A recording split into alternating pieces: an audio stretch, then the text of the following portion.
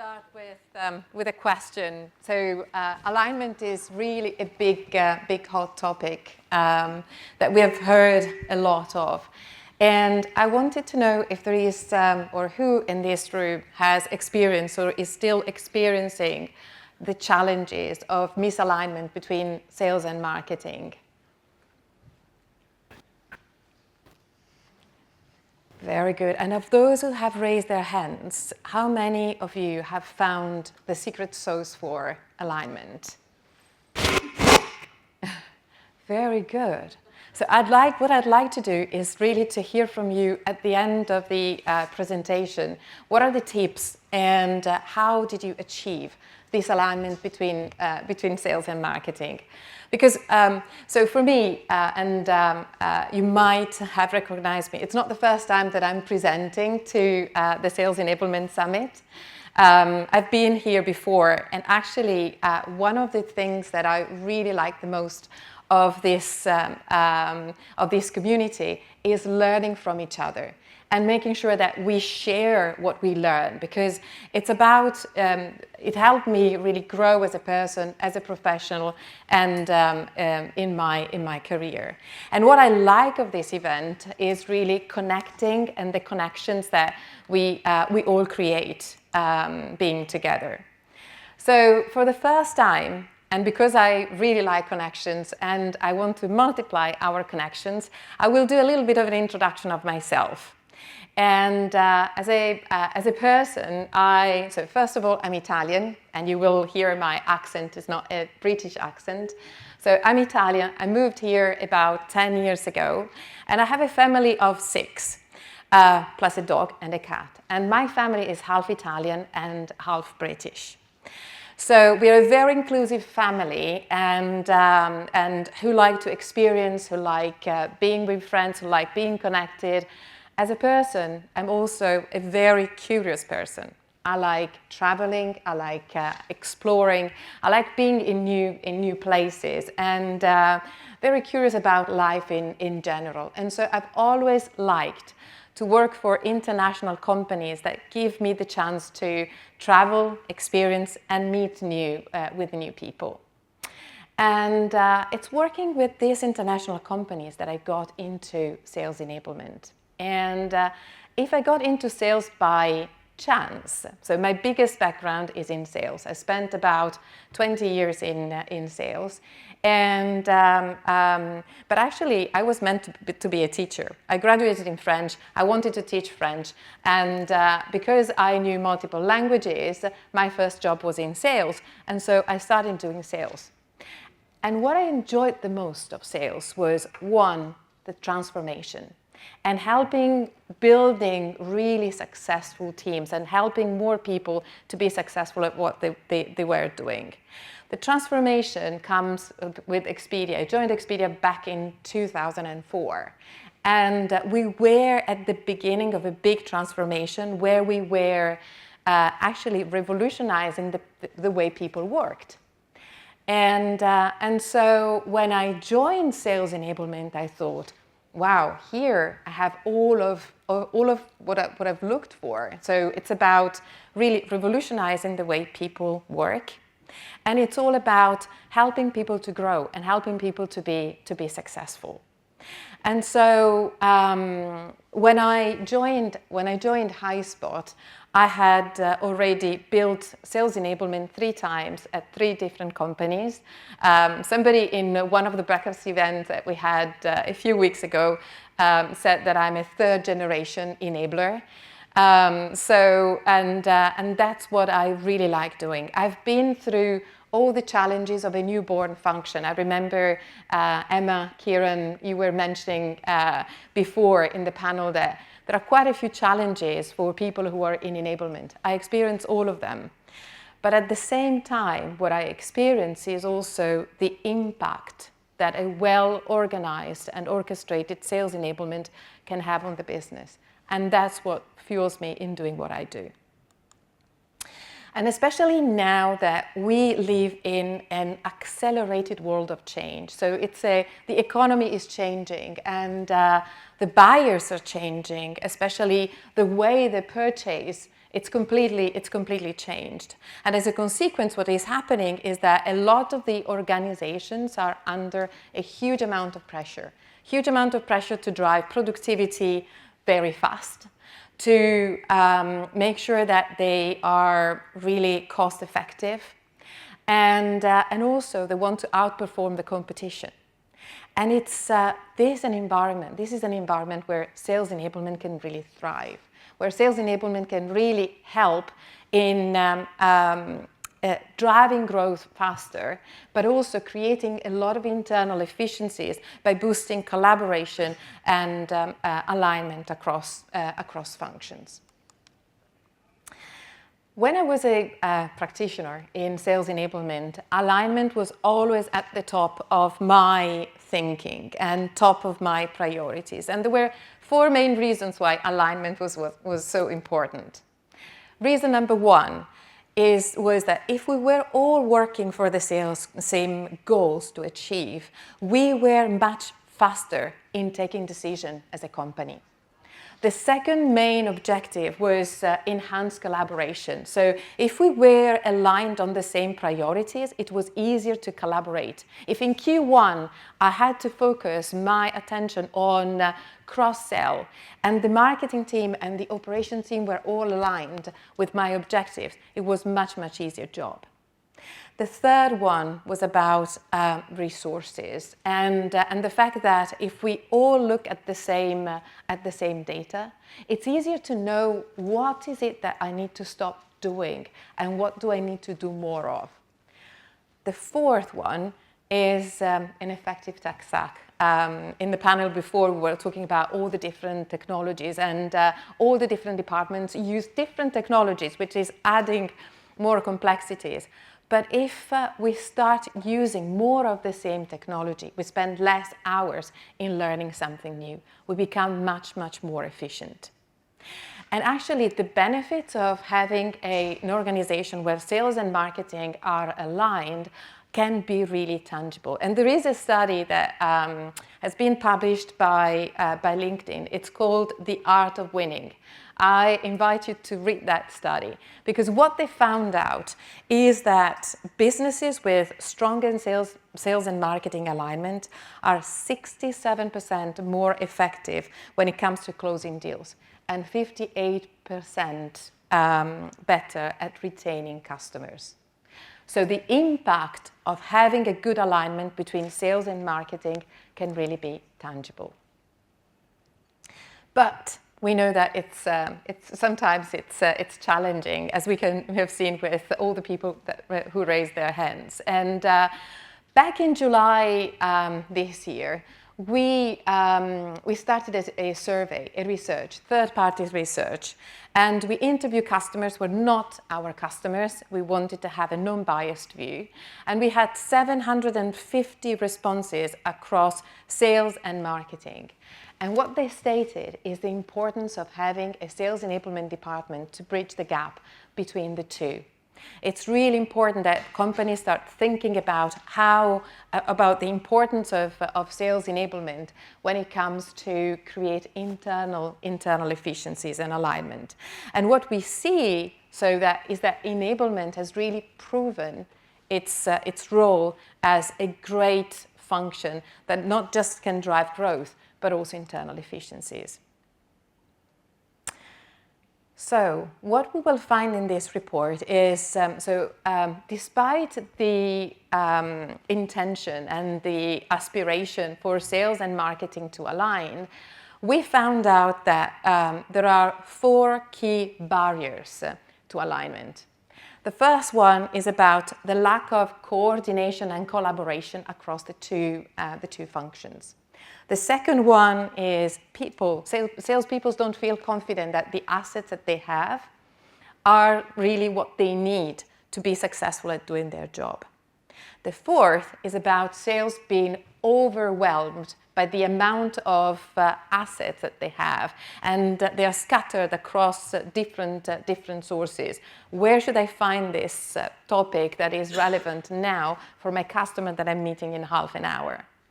And the fourth one is the fact that sales and marketing are using separate systems. And so they're looking at different data when it comes to looking at prospects and how can we better work with them. Does this sound familiar to you? So this is what we are, as sales enablement, are thinking about, okay, how do I remove this barrier? Now that I know that this is a big challenge, what do I need to do? But actually, it's not enough, because one thing that companies usually underestimate is the impact that this misalignment has on their business. So the Boston Consulting Group did a research, and the estimate is that every year, 2 trillion are actually wasted on go-to-market costs and lost revenue. It's a huge number. And if to that number we add another percentage, maybe you've seen similar percentage for other studies, but the Boston Consulting Group is estimating that 45% of salespeople will not achieve their quota. That's another big number. Another big number that should make us feel the need to start thinking about how do we bring these two functions together. The third study, so marketing is not doing much better actually, because according to one of the latest research from Forrester, 70% of the assets, of the materials that are produced by marketing get unused. So our sales don't use them. So the marketing team is spending a long hours to build new content to feed our sales team, and the sales team is not using them. What a waste. So what can we do about it? And so there are actually 3 ways in which sales enablement can drive alignment. And I know that the first thing that usually enablers do, and I am still with my enablement practitioner cap here, is always thinking, okay, I have a problem, what's the solution? What can I plug in? And how can I solve for this? And these 3 ways, in an ideal world, we should have alignment across all the 3. The first one, and Carly was referring to that this morning, she said, that's the most important one. It's having an enablement charter and making sure that once I have my charter, I have all my leadership aligned. But in my experience, and I built many charters, sometimes it's very hard to get the leadership attention or the leadership buy-in into a charter, especially when you're a new function. You're a new function, you go in, nobody knows about you, you're still educating everyone about what you're going to do, and it's really hard to get the buy-in. The second one, so if you don't, okay, I have a charter, it's really challenging to have the buy-in. So the second option, which is a little bit less strategic, but it can help in the medium term, is to think about what are the strategic initiatives that are on top of mind of 1 or 2 or 3 leaders, and where I can make a tangible impact. And so how can I align to that strategic initiatives? If you work for a company where your leaders are under a huge amount of pressure, the first thing that happens is that I am risk averse. I don't want to try anything new. I actually want to continue, doing more of what I've been doing before. I just need to do it faster and better, and so again, it could be tough. So the third way, which I tried, and I will tell you the story of what I tried as a practitioner, is to start simple, small step, is from aligning on a specific action that you want your sellers to do from tomorrow that is different from what they're doing today. And this can be really, really powerful way of getting the alignment. First of all, because the need of change is tangible, and the number of stakeholders is much, much smaller. And so working with a smaller group can be easy. But how easy it is to have your sales to do something different from day 2. I've been in sales 20 years, really challenging. really challenging to change sellers' behavior, especially also from those sellers who've been top performer and have always won like big prizes. And how do you change their behavior?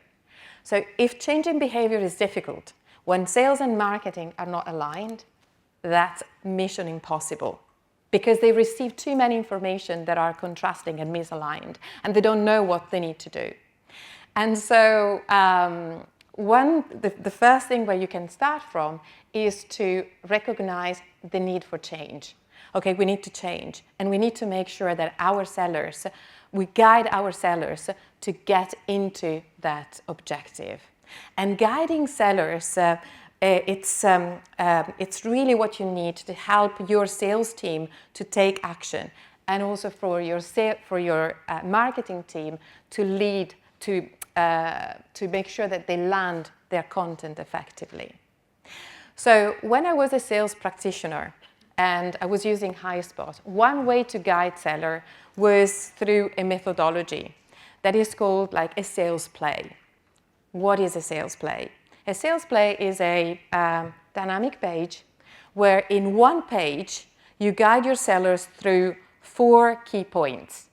Imagine you're a salesperson and there is somebody who tells you, hey, in order to achieve that objective, which is, let's say, selling a new product, I can tell you what you need to know, what you need to show to your customers, what you need to say, and what you need to do in order to make sure that your actions are effective. All in one page. Easy. And once you know how to provide guidance, it's really easy to start working with your marketing team and say, okay, I have this format. How do we work together so that we make sure that what we build is really effective for our sales team? And what I've done is also simplified it again. So this is an example from my time in which I was a customer of Ben. And one of the main projects that I was working on was the launch of a new product. And actually, as we've seen in the panels before, you can have multiple launches at the same time. But let's take one for simplicity. And so I need to launch a new product. And what's in my seller mind? Okay, I need to achieve my quota. What's in the marketing mind is actually, I want to know how much of my content is helping me in achieving that revenue target. As a sales enabler, I'm in the middle. And what I know is that both have a common goal, which is winning that customer. Through content, through sales, I want to win that customer. So how do I bridge the two? And for sales enablement is making sure that for the sales team, they have all they need to know easy in the moment when they need it. And at the same time, they want to boost content adoption so that we make sure that the marketing team is confident that their content will be used. So step number 1 is making sure that you have a clear outcome between the two functions and you have clear success metrics on how you're going to measure that outcome. The second one, we were, again, in the panel before, we were talking about challenges. And this is a key step where your sales team has, especially the sales manager, have a really important role. So what is it that can go in the way of my sales team and prevent them to achieve those targets? So when I had that objective to launch that new product, I went to my sales manager, like Carly. She was interviewing the sales manager. What do you need from me? What are the challenges where you need help? And what they said to me was, Laura, the challenge was, and we were during COVID, that all our buyers have moved into digital, and they are much more digital savvy than our team is. Okay. So what do I need to do as a sales enablement? I need to make sure that while launching and enabling them to sell that product, I enable them to become more skilled in digital. And for the marketing team, they need to know that the majority of their content will be shared through digital channels. And so the content needs to be easy to share through those channels. It needs to be thought to be built for those channels. Again, aligning on step 2. Step 3. This is another important step that a lot of companies don't go through, which is I need to involve sales. If I'm building something for the sales team, I cannot not showing or not involving sales in giving me or in telling me how am I doing before I launch something. And so this is again critical. So I start working with the marketing team. They know that they need to produce content that is available, that needs to be available through the digital channels. And I start involving sales champions. A sales champions need to be a person who is the expert on that particular topic and comes back and say, on all these sessions, do I really have what I need to be successful tomorrow to pitch this product to market through digital channels? Yes or no? Or no? They are. So in our companies, we have consultants. I usually thought about my sales team as my consultants who can come in and tell us, am I doing my job in the way that is helping you to be successful or not? And so it's really, really important to include the sales and include the feedback on what you're building. Step 4, that's when we turn the strategy into execution. That's when I find my pioneers in sales. And I have my sales team to take and to be guided through the guidance that we have created, what to know, what to say, what to show, what to do in the market. And this is a key step because I start getting to the first pitches of the salesperson going to the customer, pitching what I've guided them to pitch to my customers. And I start getting data. And marketing starts to get excited because they see how their content is starting to be used. And as sales enablement, we need to bridge, again, what is happening in the market. And I will see something that doesn't work, and that's gold, because I know that this is not working. I will stop doing this. I know that that particular piece of content or that particular guidance or that particular pitch is working. I'm going to do more of that. Step 5. Again, this is another step that I introduced in that company, and that's what moves a company from a task-based to an outcome-based. A task-based is, I have a product, I have created the training, tick, tick, and I have delivered my guidance to the sales team, tick. So what?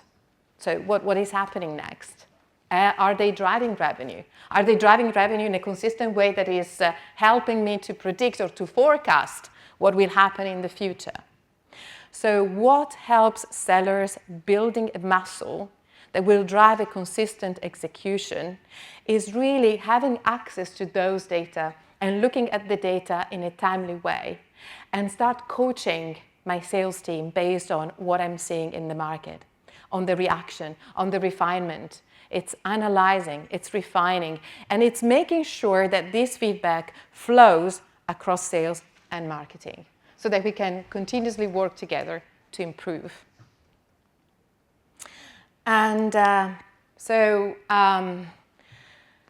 this is an example here on how a sales plays work in a platform. But actually, you can put in practice the 5 steps that I've told you without a platform. I started in enablement without a platform. And if you don't have a platform, these 5 steps, can you implement them? Absolutely, you can. What a platform helps you to do is actually to boost and to make it faster, to get access to those data that helps you what is working versus what is not working. And the data are like the platform that helps you boosting alignment and boosting effectiveness. A platform also helps you to create dynamic sales plays. So within all the different sessions, you can have different types of content. You can have marketing content, but you can have also sales content in. For example, in the session that is the what to say session, something really powerful sometimes is most of the times actually, is the 60-second or 90-second pitch of one of your sellers to the customer. Sales learn from sales. And so we were talking about Gong before. If you capture that particular pitch that was so successful and you start putting that in the what to say session, you will have a lot of sales team or a lot of salespeople looking at that pitch and multiplying success. It's easier to share best practices, and it's easier for a salesperson to learn from another salesperson. With the advantage that all this content is accessible to the marketing team. And what the marketing will do, it will reproduce what is successful at scale. And that's what's the power that the platform can provide. Data are also very important. Thanks to the platform, I was able to measure, for example, the percentage of revenue that was influenced and won, thanks to the sales team sharing a particular piece of content. Or I could also measure, how the content was helping me navigating through the different stages of my sales process. Did you have business impact? So I cannot share the data and what I achieved in my previous company, but what I can share is what we have seen from customers who are adopting this methodology in HighSpot. And what we have seen is a 47% higher adoption rate, content adoption rate. We have seen a 33% more increase in efficiencies in finding content. What I can share from my previous company is that we moved from hours spent for every rep in looking for content to minutes, just because we had all the content in one place, easy to achieve, well organized, well curated, and when they needed it. And what will be music to the CRO ears is that the 8% win rate increase. So the impact is tangible. I come from sales, I like tangible impacts. And that's why I wanted to share it with you. I'm also sharing what Meg also said about the importance of creating alignment across sales and marketing, and how a platform can help bringing those two teams together. If you need to build a case to think about the importance of creating alignment between the two departments, you can download, there is a full report here, and you can download this from the QR code, and you will have many more data points than the ones that I've shared with you today. 3 takeaways for me is that sales and marketing alignment is a solvable problem, that you can start easy through a sales play, for example, easy steps. And the third time is that what a platform helps is really boosting the efficiency and also the velocity in which you can achieve that alignment. So, how many minutes? We have 2 minutes. And I'd like to hear from Imogen. And, Imogen, from how are you driving some tips that you can share about sales and marketing alignment? I'm Imogen McCourt. I'm currently at The Economist, but I've worked in-house in Forrester Research, in Argus, building their sales enablement and ops organisations.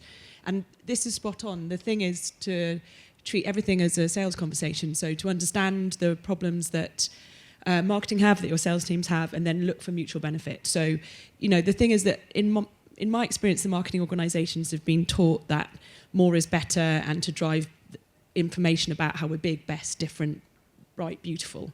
But actually we're selling to problems and outcomes. So the sales teams want need questioning and, a totally different set of content than they're being provided for. So if you can build a sales enablement organisation that sits between those and helps see that mutual benefit and do the feedback loops, really, really embed this understanding that marketing is important all the way through the funnel and all the way through the life cycle, and that sales should be influential on what marketing are doing, then you can get some alignment, and then you can see like that breaking down of barriers. It's quite fundamental though, because the marketing world has been around for 80, 100 years, right? And it's always been about that. So to challenge them on what their actual value is in an organisation is hard, and you have to do that with the outside in of client perspective is everything, and then you just dispel any concern that you're actually saying they're rubbish at what they're doing. You're not. You're just looking and showing them what lands and what doesn't. So, but this is spot on, Lara. Thank you.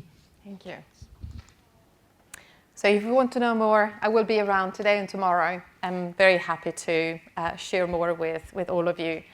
And I will reach out to the other ones who had their hands raised because I'd like to hear more from them as well. Thank you very much.